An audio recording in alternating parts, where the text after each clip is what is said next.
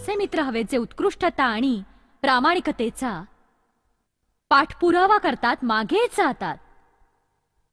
या शृंखलेचं शीर्षक आहे उत्कृष्टपणा आणि प्रामाणिकतेचा पाठपुरावा करणं. या गोष्टी तुमच्यावर येऊन कोसळणार नाहीत. तुम्हाला उत्कृष्ट व्हायचंय जी प्रामाणिकपणात चालते, तर मग तुम्ही पाठलाग करा त्या गोष्टींचा.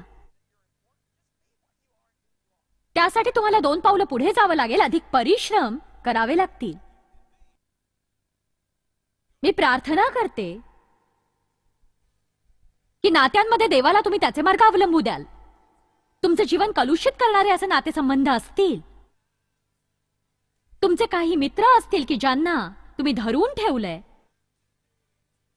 किंवा उदासीन सामान्य असे ख्रिस्ती मित्र ज्यांना देवावर विसंबून राहायचं नाही, जे नेहमीच तडजोड करतात. तुम्ही जर तडजोडी करणाऱ्या ख्रिस्तींच्या सहवासात असाल, मी प्रार्थना करते तुम्ही त्यातून बाहेर पडाल आणि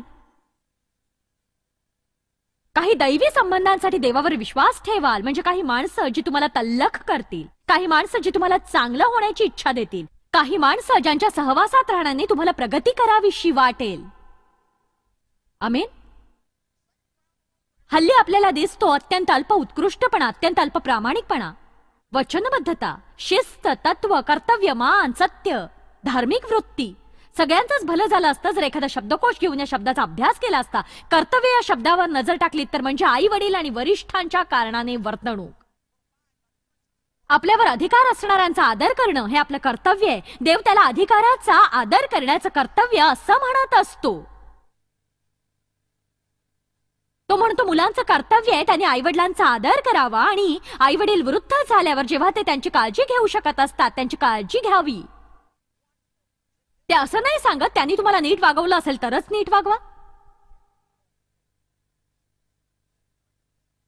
कधीतरी तुम्ही सुद्धा म्हातारे होणार आहात. कर्तव्यासाठी म्हणून काही गोष्टी करणारी किती माणसं आहेत. तुम्ही तर तो शब्दही ऐकलेला नसतो. आता ही तत्व कालबाह्य झाली आहेत असा विचार करून जी तत्व आपण कचऱ्यात फेकून दिली होती त्यातली काही तत्व घ्या आणि अधिक चांगले व्हा. तुमच्या आईवडिलांचा आदर राखा जे तुम्हाला हितकारक ठरतील आणि तुम्ही दीर्घकाळ जगाल. ती आज्ञा जी वचनाबरोबर येते. तुम्हाला जर दीर्घकाळ जगायचे आईवडिलांचा आदर करा तुम्ही. माझ्या बालपणी घडलेल्या बऱ्याच गोष्टी मला आवडल्या नव्हत्या त्यामुळे मी अस्वस्थ होते आणि अखेरीस देवाने मला सांगितलं हे बघ त्यांनी तुला जेऊ खाऊ घातलं ना, त्यांनी शाळेत पाठवलं, तू श्वासोश्वास करतेस. तो सांगत होता काहीतरी सकारात्मक गोष्टी लक्षात घ्या. आज आम्ही माझ्या आईवडिलांची काळजी घेतोय आणि मी ते आनंदाने करते. मला अभिमान वाटतोय ते करण्यात. देव त्यांना बोलवेपर्यंत मी ते करत राहणार. असा काळ होता जेव्हा मी ते करत नव्हते. देवाने मला दाखवून दिलं मी जर माझं कर्तव्य केलं नसतं तर माझ्या अभिषेकावर त्याचा परिणाम होणार आहे. अभिषेकाविषयी माझ्या मनात देवाची थोडी भीती होती कारण तीच गोष्ट माझ्यापाशी होती जी मला लागू पडणार होती. मी कल्पना विलासात रमत नाही. माझ्याकडे असलेला अभिषेक जर मी राखला नाही तर माणसं येणार नाहीत. आज तुम्ही इथे माझे छान छान कपडे किंवा चमकदार केस, माझा नवा चेहरा बघायला आलेला नाहीत नाही का? सांगा मला. माझ्या चेहऱ्याचा मी नीट नट्टापट्टा केला नाही याची काळजी वाटते तुम्हाला?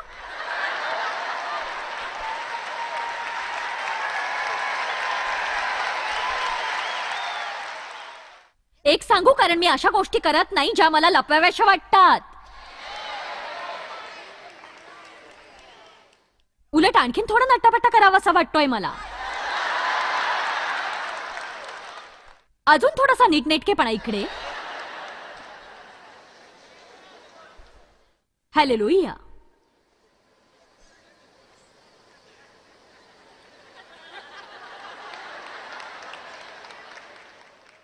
प्रामाणिक असताना तुम्ही मुक्त असता.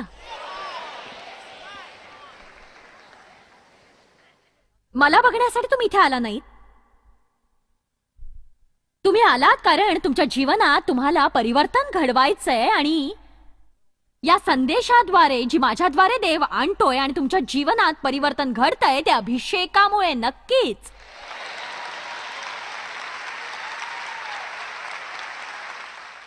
आळशी किंवा सामान्य बनलात तर तुम्हाला अभिषेक प्राप्त होणार नाही.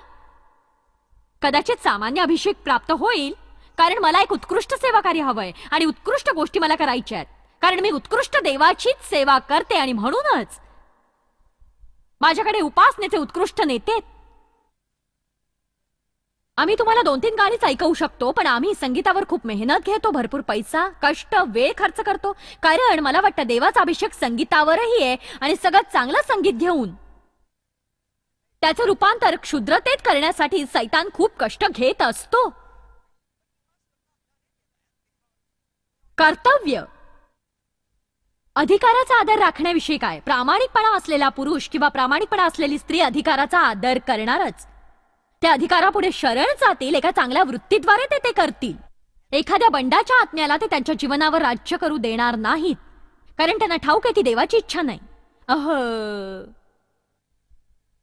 माझा बॉस म्हणजे वैताग आहे.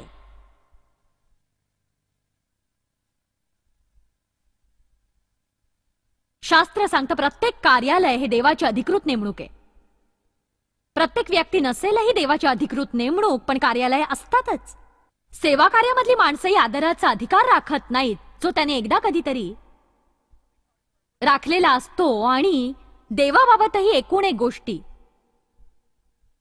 आपल्याला एक धोका वाटतो, आदरयुक्त भीती, दरारा गमावण्याचा. आपल्याला देवाची भीती वाटली पाहिजे असं नाही.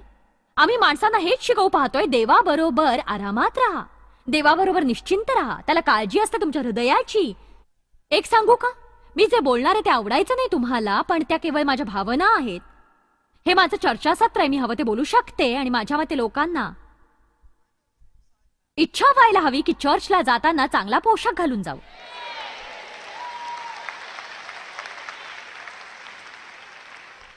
मी असं म्हणते कारण देवाबाबत एक निष्काळजी वृत्ती होऊ देण्याविषयी आपण काळजी घ्यायला हवी.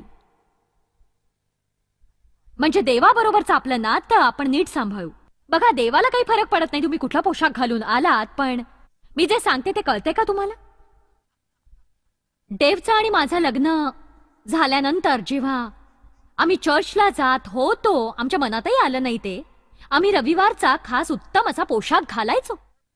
मुलं छान छान कपडे घालायचे, आम्ही सगळे छान तयार व्हायचो. आणि सांगू का, आध्यात्मिक तेज असलेल्या चर्चमध्ये आम्ही जायला लागलो. मुक्त असे चर्च, ज्या गोष्टीतून मी मुक्त झाले त्यासाठी देवाचे आभार. पण आपण काही गोष्टी टाकून देतो ज्या आपण बाळगायला हव्या होत्या. उदाहरणार्थ, मला नाही वाटत चर्चला रंगीत काचा असल्याने काही बिघडतं, त्या छानच असतात. कधी कधी तुम्ही अति टोक गाठता, पण संतुलित राहायला हवं. जसं मी म्हटलं, माझ्या बोलण्याने कुणी दुखावलं जावं असं नाही वाटत मला, पण कायम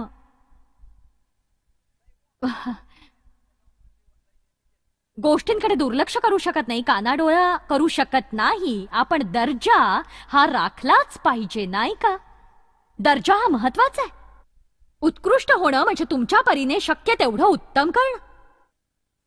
आपल्या संपूर्ण वृत्तीविषयीच ते काहीतरी सांगतंय. जेव्हा मी छान दिसते मला बरं वाटतं, माझे केस छान विंचरले गेले मला बरं वाटतं.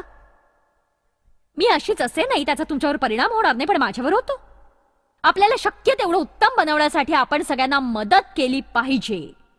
देवासाठी, माझ्यासाठी तुम्ही ते करू नका. आपण सर्वोत्तम असे देवासाठी बनूया. तुमच्याकडे एखादी जुनी गाडी आहे म्हणजे असं नाही ती घाणेरडीच असावी, तिच्या डिक्कीत सगळा कचरा भरलेला असावा. तुमचं वजन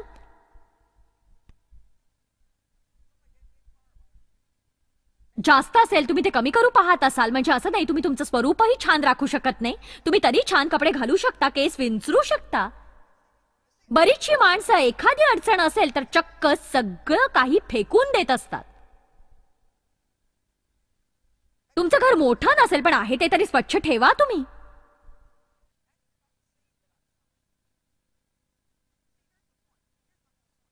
तुमच्याकडे जे आहे त्याचा जर तुम्ही आदर केला नाही तर देव तुम्हाला आणखी देणार नाही. तुमच्याकडे भरपूर कपडे नसतील पण जे आहेत ते स्वच्छ धुवून इस्त्री करून ठेवा. थोड्या वेगवेगळ्या वस्तूंचा वापर करून ते वेगळे दिसतील असं स्वरूप तुम्ही देऊ शकता त्यांना.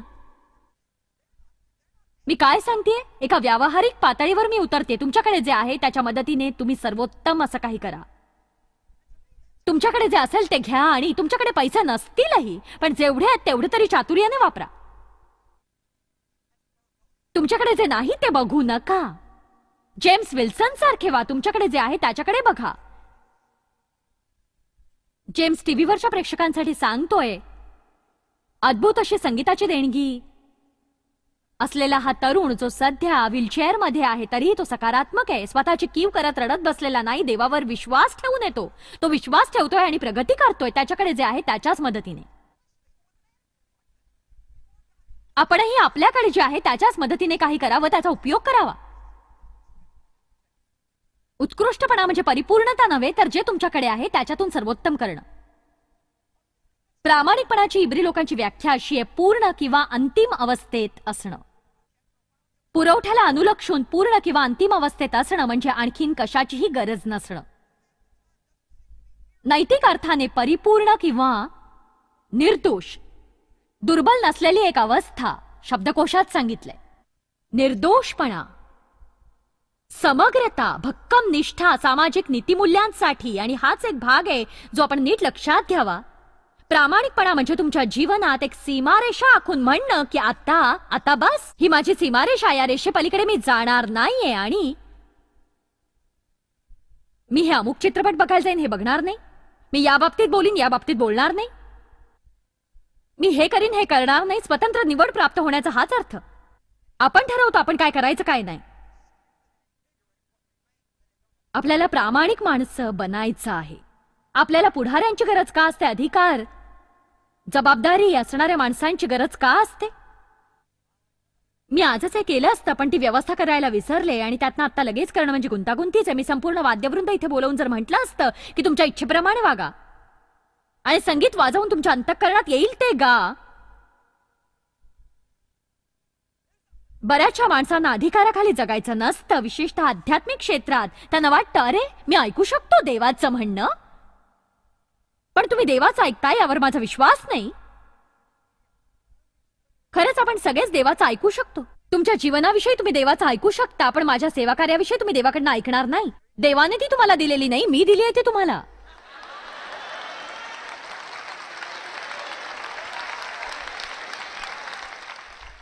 आमच्याकडे काम करणारी जी माणसं आहेत ती आमच्यासाठी काम करतात. मला आनंदी करण्यासाठी त्यांना पगार देतो. हे सत्य नाहीये का? हल्ली सगळं उलटं चाललंय. सेवक वर्ग तुमच्या बरोबर असतात त्यामुळे तुम्हाला वाटतं त्यांना आनंदी ठेवणं तुमचं काम आहे. माझ्याकडे काम करणाऱ्यांनी आनंदी राहावं. आम्ही त्यांना पगारही चांगला देतो, त्यांची काळजी घेतो. म्हणून मी काय करावं हे त्यांनी मला सांगू नये. मला सल्ले देण्यासाठी ते इथे नाहीयेत. तुम्हाला बॉस व्हायचं, मग त्यासाठी किंमत मोजा. बिलं भरणं ही आपली जबाबदारी आहे असं समजा. एखाद्या बेजबाबदार व्यक्तीस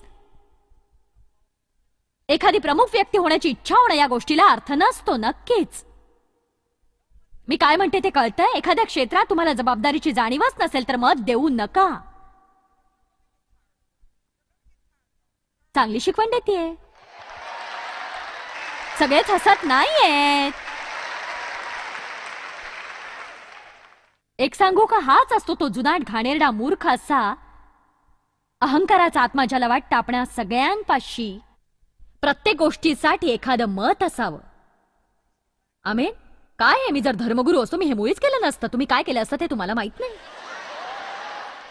मुळात तुमच्याकडे असलेल्या वृत्तीपायी तुम्ही धर्मगुरू होऊच शकणार नाही.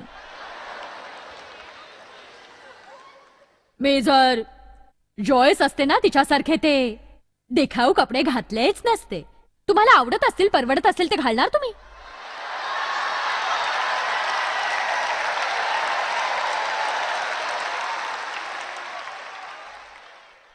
काय सांगू, तिचं ते चेहऱ्याचा नट्टापट्टा करणं योग्य नाहीये. का नाही? कारण तुम्हाला करायला मिळत नाही.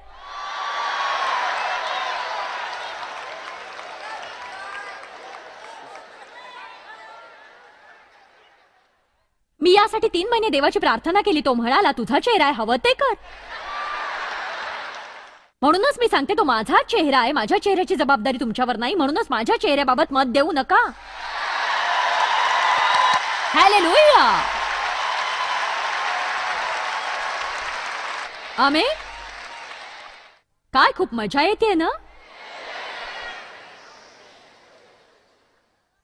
सगळ्या वादकांना, गायकांना मी इथे घेऊन आले आणि म्हटलं, आत्म्याच्या मार्गदर्शनाप्रमाणे गा. आम्ही तो प्रयोग केला, इतका गोंधळ की तुम्हाला सहनही होणार नाही. समजा मी म्हटलं, हे बघ चार्ली, तू एखादं गाणं निवड आणि सगळ्यांनी त्याला अनुसरा. अशा वेळीच आपण सुंदर संगीत बनवतो.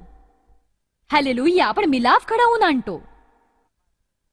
प्रामाणिक व्यक्ती स्वतःच्या दुःखाची शपथ वाहील, बदलणार नाही. तो त्याचा शब्द पाळतो. प्रामाणिक मनुष्य सत्सद विवेक बुद्धी पाळण्यासाठी झगडत असतो. उघडा प्रेषितांची कृत्य 24:16.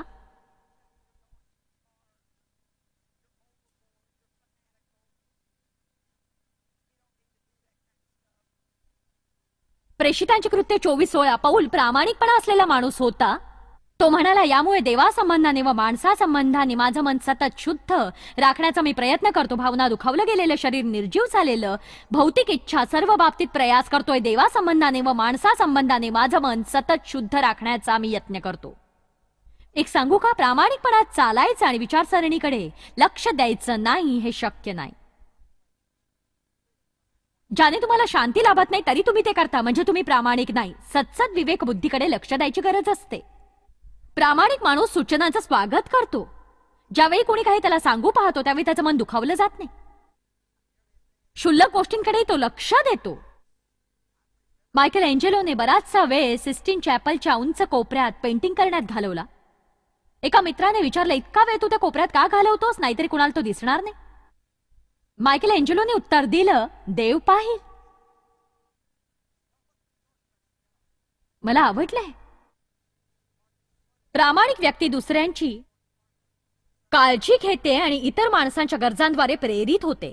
येशू हा निश्चितपणे प्रामाणिक माणूस होता. कितीतरी ठिकाणी शास्त्र सांगतं, ज्या ज्या वेळी लोकांवर ओढवलेली परिस्थिती त्याने पाहिली होती, येशूला त्यांचा कळवळा आला होता. नक्की त्यांना मदत करण्यासाठी त्याच्या भावना जागृत झाल्या. प्रामाणिक व्यक्ती वर्तमानात जगते, आदल्या दिवशीच्या निराशाजनक गोष्टी अपयश उगाळत बसण्यापेक्षा. माणसांद्वारे ते हाताळले जात नाहीत. अत्यंत बलशाली राष्ट्रांकडूनच ते सूचना स्वीकारत असतात. मला आवडलंय. हालेलुया.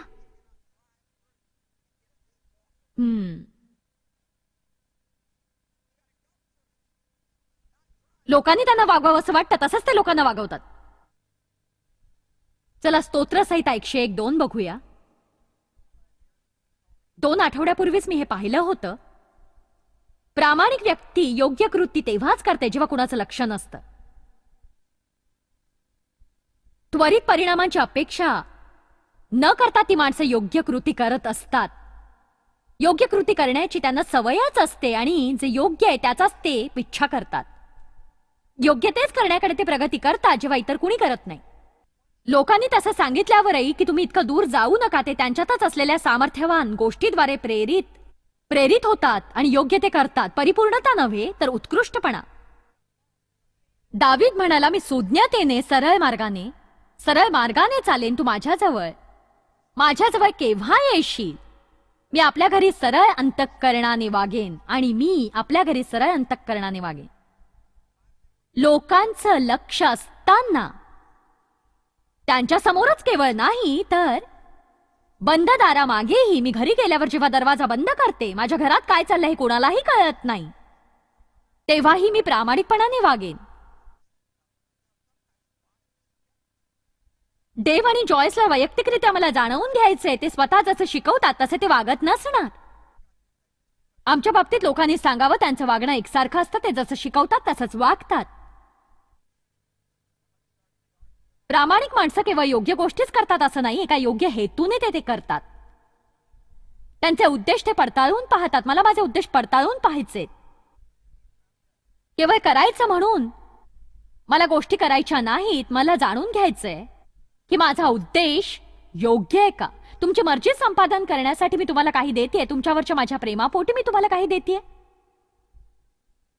मी तुमची प्रशंसा करते वेळी प्रामाणिक होते की केवळ ती एक खुशामत होती. हेतू हे महत्वाचे असतात.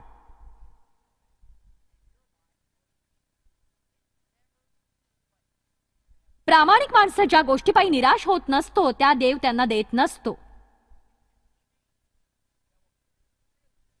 जीवनातल्या प्रत्येक क्षेत्रात ते त्याच्यावर विश्वास ठेवतात. देव जर मला अजूनही ते देत नाही म्हणजे ते मला इतक्या लवकर मिळू नये. म्हणून प्रामाणिक माणसं आनंदी असतात कारण त्यांच्याकडे नसलेल्या गोष्टी मिळवण्यासाठी ते आटापिटा करत नाहीत. दुसऱ्याच्या दृष्टीने ते जसे नसतात त्याविषयी ते नाराज होत नाहीत. मला आवडलंय. मला तुमचा उत्तम मित्र व्हायचंय. तुम्ही उत्तम मित्र होऊ शकत नसाल तर चांगला मित्र तरी व्हा. मला व्हाईस प्रेसिडेंट व्हायचं होतं. तुम्ही व्हाईस प्रेसिडेंट होऊ शकत नसाल चांगले क्लार्क व्हा. आपण काही गोष्टींवर नजर ठेवतो आणि त्यांच्या मागावर राहतो. नातेसंबंधातही आपण काही बाबींच्या मागे जातो. पण देवाच्या मनात जे असतं ते हे नसतं. जर तुमच्यासाठीच्या देवाच्या मनातल्या गोष्टी या नसतील तर त्या मिळवू नका. म्हणा मला हे मिळावं असं देवाला वाटत नसेल तर मी ते मिळवण्याचा प्रयत्न करू नये.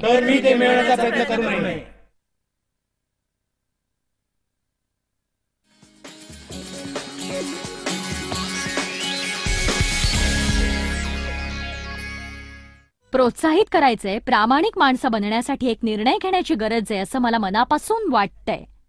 माझ्या मते तो एक निर्णय असतो कारण योग्य ते करण्याचं आपल्याला नेहमीच वाटतं असं नाही. देववचनात बरेचसे पुरावे आहेत. जी माणसं उत्कृष्टपणा आणि प्रामाणिकपणाची निवड करतात अशी माणसं कितीतरी महान आशीर्वादात जगतात. देवाच्या संरक्षणाखाली ते जगतात आणि भरपूर गोष्टींची अपेक्षा करू शकतात. आज मला तुम्हाला काहीतरी सांगायचंय जे कदाचित तुम्हाला ठाऊकही असावं, तुम्ही ऐकलंही असेल, पण तुम्हाला आठवण करून द्यायची आहे. मला जाणवतंय देव तुमच्यासाठीच आहे, तो तुमच्या विरोधात नाही. आणि देव जर तुमच्या बाजूने असेल तर कुणी तुमचा शत्रू होणार नाही. आणि माझ्या मते बऱ्याचदा आपण आपल्या विरोधात आहेत ते मोजत बसतो आणि देव हा आपल्यासाठीच हे विसरून जातो. आणि ही गोष्ट आधी तुम्ही तुमच्या अंतःकरणात ठसवा की सगळीकडे सांगतही फिरा की देव माझ्यासाठीच आणि देव माझ्यासाठी असताना माझ्या विरोधात कोण जाऊ शकेल. देवाचे तुमच्यावर आशीर्वाद असो. तुमच्या जीवनाच्या प्रत्येक दिवसाचा आनंद उपभोगा. लवकरच मी भेटणार आहे तुम्हाला.